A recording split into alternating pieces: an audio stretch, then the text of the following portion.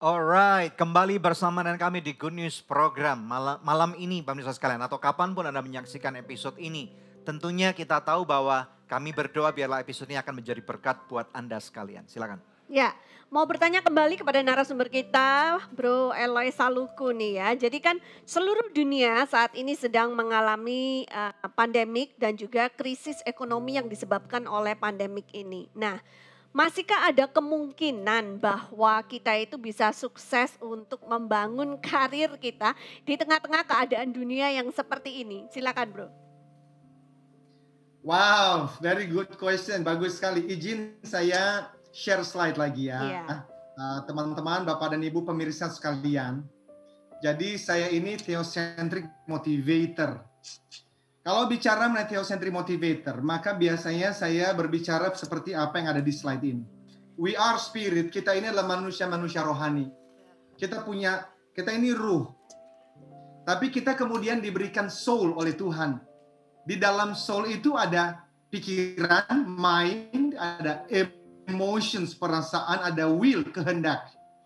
Dan kemudian kita diberikan wadah tubuh ini. Ada senses itu ya panca indera kita. Bisa melihat, bisa mendengar, ya toh, bisa mencium, dan seterusnya. Lalu ada organ-organ tubuh kan ya. Ada otak, ada jantung, dan ada sistem peredaran darah. Teman-teman, Bapak dan Ibu, sahabat, pemirsa, kalau kita berbicara mengenai ada nggak sih kemungkinan kita bisa sukses di tengah-tengah pandemi ini? Jawaban saya, yes. Jangankan orang yang percaya kepada Tuhan seperti kita. Yang tidak percaya pada Tuhan pun punya kesempatan untuk sukses. Kenapa? Karena untuk sukses di dalam dunia karir, bisnis, yang dibutuhkan itu adalah soul dan body. Tidak harus punya spirit, karena spirit itu hubungannya dengan spiritualitas. Nah, coba kita lihat. Orang-orang kaya di berbagai belahan dunia itu, kan banyak orang-orang yang tidak percaya pada Tuhan. Ateis banyak. Kenapa? Karena untuk berhasil dan sukses dimanapun, dalam kondisi apapun, you need soul and body. Di dalamnya ada pikiran, bisa-bisa, pasti bisa. Allah, itu mah nggak usah bicara spiritual lah. Orang nggak percaya Tuhan juga bisa. Emosi, perasaan. Wah, bicara mengenai jangan marah. Ayo kamu tenang. Kalau kamu kalem di tengah-tengah kondisi seperti ini, kamu bisa. Namanya adalah emotional intelligence. Physical wellness itu body. Justru saya berharap kalau teman-teman menyatakan diri sebagai anak Tuhan, pertanyaannya bukan lagi apakah bisa sukses atau enggak. Kenapa? Karena itu bukan yang kita cari gitu loh. Yang kita cari itu adalah spirit ini. Apakah yang namanya kardia? Kardia itu adalah hati nurani kita yang sudah luntur, yang sudah kotor karena dosa. Itu masih bisa dibenerin nggak nih? Karena cuma sekedar mencari makan, you do not need God. Nggak usah bicara Tuhan. Cukup jiwa saja yang bicara, mind, emotion, sense, will. Lalu kita punya tubuh kerja. Tapi kalau kita anak-anak Tuhan, we don't start with soul. We start with spirit. Nah, itu nanti saya bisa bicarakan lebih dalam karena pengajaran dari theocentric motivation itu mengatakan begini. Sebetulnya yang namanya transformasi kehidupan tidak dimulai dari mindset. Itu pengajaran anthropocentric motivation. Itu pengajaran motivasi populer. Betul juga, tapi itu bukan yang utama. Yang paling penting adalah hati nurani ini itu ditransformasi dulu oleh Tuhan. Amen. Dan itulah hope yang kita punya.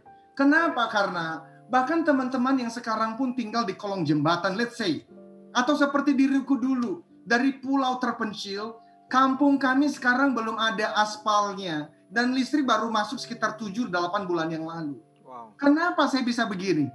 Apakah karena saya hebat? Come on. Kalau saya mengatakan itu karena saya hebat, maka saya nggak usah menyebut diri sebagai theocentric motivator.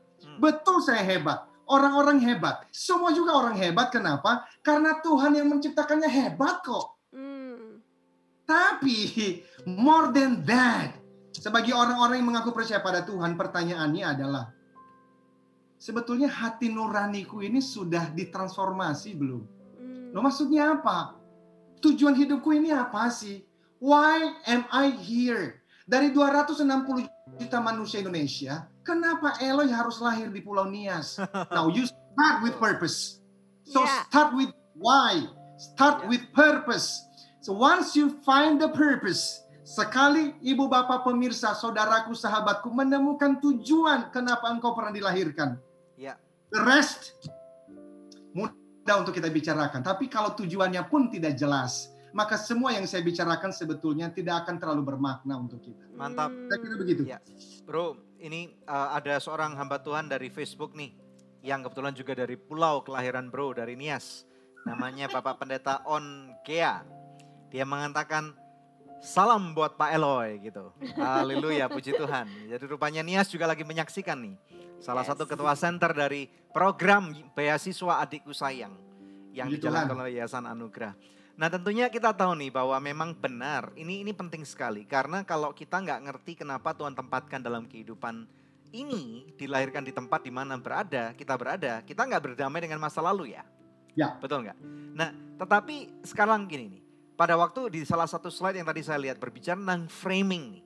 Nah tentunya lagi-lagi pada waktu diberikan contoh, kita nggak bisa memilih di mana kita dilahirkan. Kemarin dulu saya juga melihat ada salah satu orang anak yang menjadi korban batal aborsi.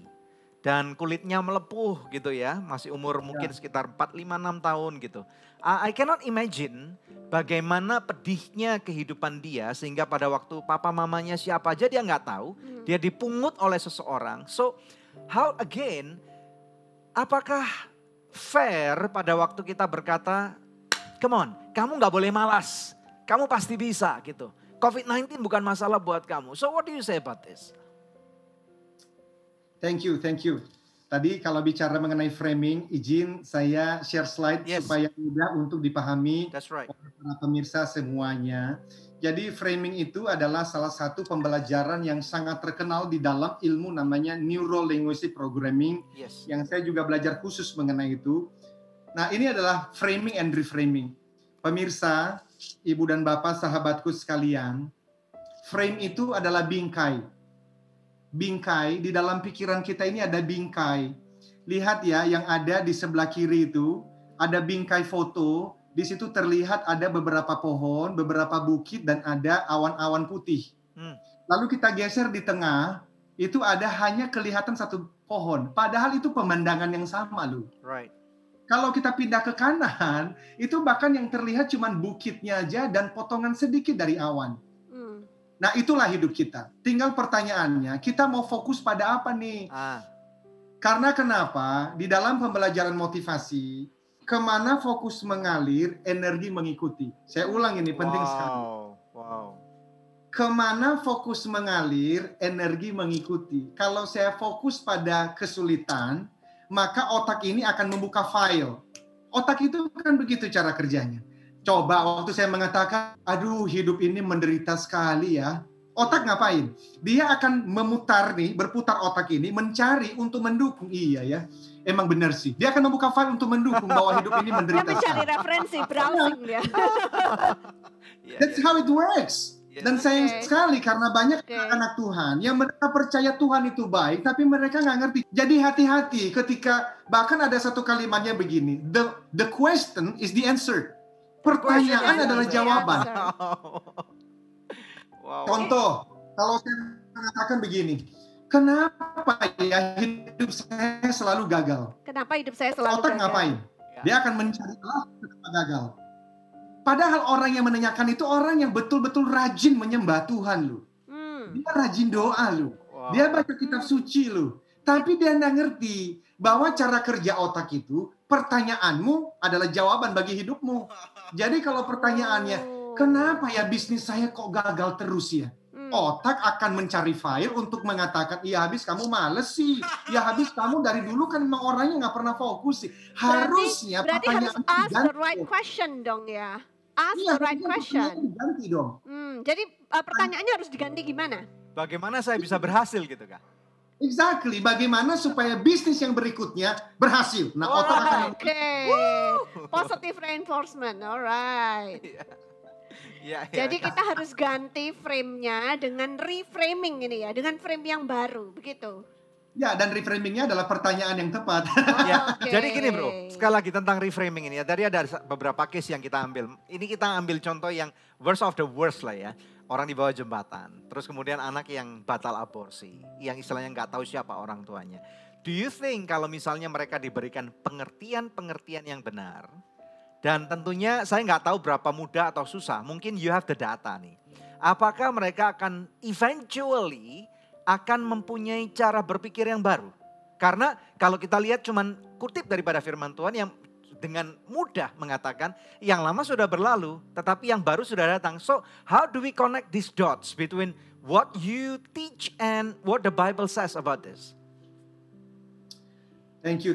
Saya mau slow down dulu sebentar ya, karena saya merasa setengah jam saya sharing di sini, saya khawatir ternyata kalau apa yang saya sampaikan ini keluarnya dari hikmat manusia. I see. Teman-teman yang tadi kita ambil contoh aborsi, anak yang lahir dia tidak tahu orang tuanya siapa. Ya, itu kan pasti sesuatu yang sangat menyedihkannya. Betul. Dan bagi dia yang sedang melewatinya, itu berat sekali. Betul. Saya juga nggak mau ketika kita bicara di ruangan nyaman seperti ini, kayaknya ngomong kok enak banget gitu. Betul. Tidak ada empati dengan teman-teman yang saat ini di kampung-kampung pun harga karet turun, pendapatan turun, makan besok pagi anak sekolah juga sulit. Jadi di satu sisi saya mau memotivasi, di satu sisi saya juga mau mengerti kondisi seperti demikian. Tetapi harapannya terakhir bahwa do you know God? Apakah kita ini betul-betul mengerti Tuhan? Memahami Tuhan. Bukan religiusitas loh ya. Karena religiusitas beda dengan spiritualitas. Religiusitas itu adalah ritual agama. Religiusitas itu adalah tradisi agama. Di kampungku banyak itu. Yang rajin ke gereja, tapi setelah gereja dia minum tuak lagi.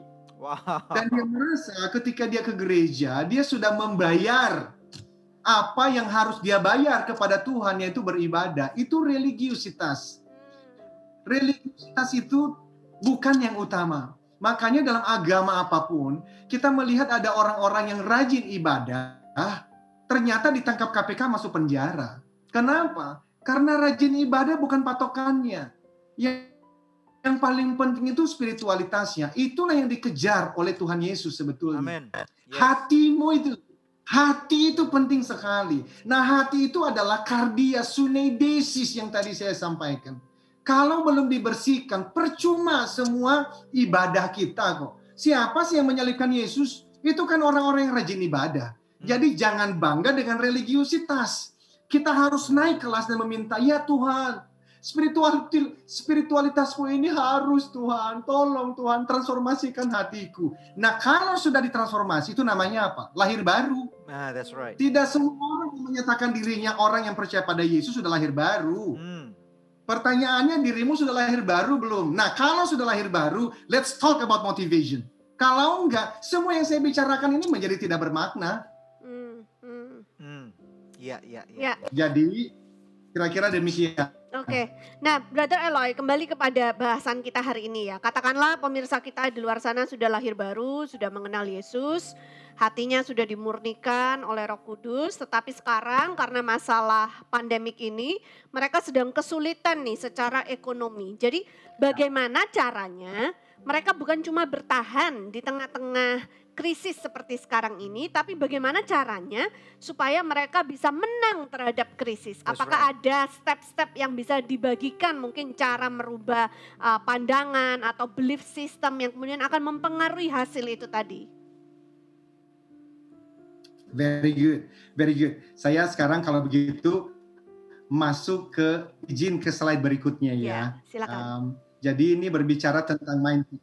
Kita bicara mengenai mindset, dan mindset itu ada dua. Ini menurut ini gurunya mindset, namanya adalah Ibu Carol Dweck. Nah, Ibu Carol Dweck ini seorang peneliti. Beliau mengatakan mindset itu ada dua. Ada fixed mindset, ada growth mindset. Nah, fix itu artinya adalah tetap, berarti tidak mau berubah, tidak mau beradaptasi. Sementara growth mindset, growth itu berarti bertumbuh. Dia mau berkembang, dia mau beradaptasi. Nah, kemudian beliau mengatakan di dalam penelitiannya, ada 5 hal yang namanya skill. Nah, memang sekarang kita beralih dari konvensional bisnis konvensional, lalu mulai mengenal yang namanya digital.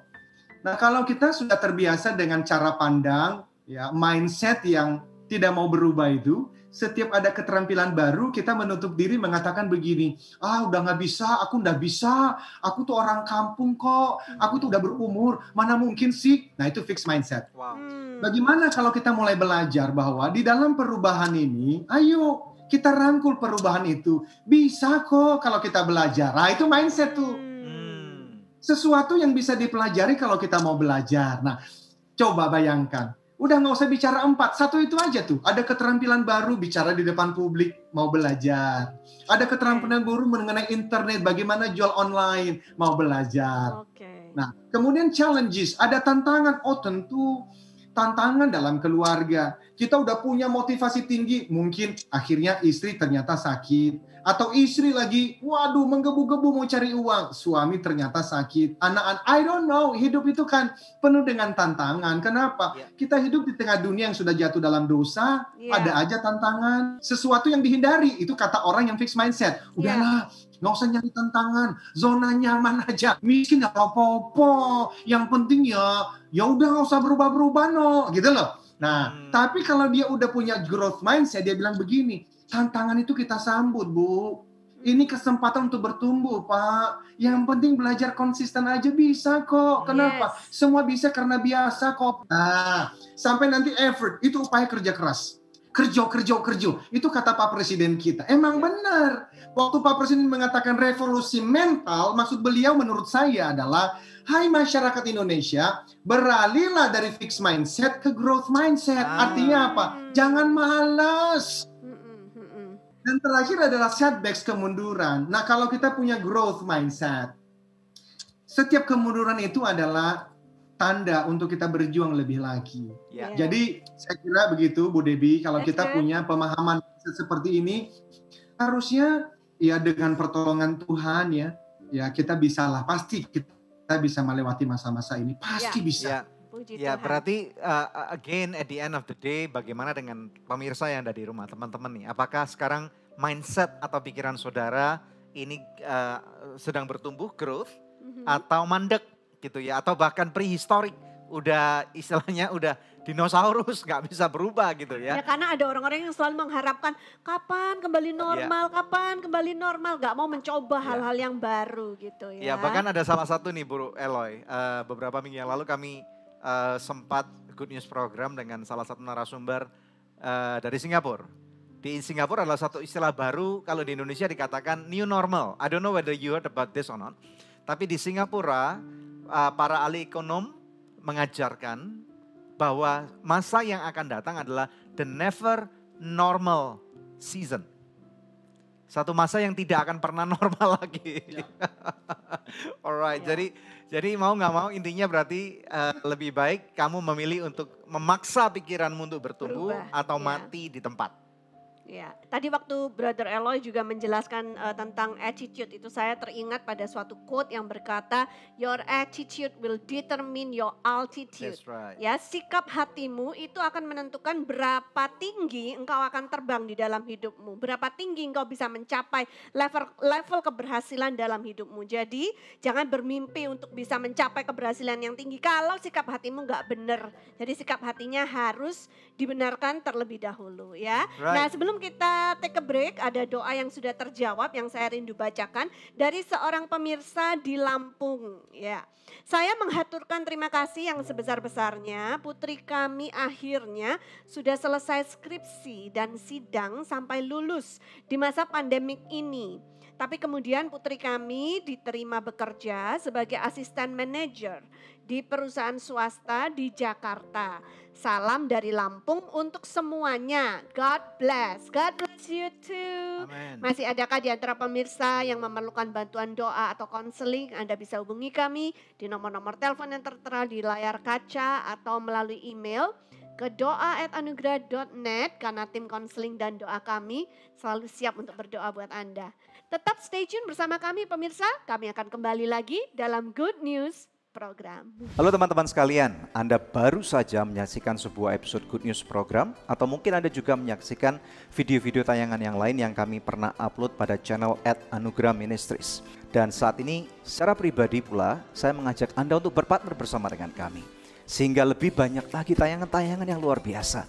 Akan ada inovasi-inovasi baru, akan ada kesempatan bagi Anda juga untuk membantu kami untuk memperlebar kerajaan surga.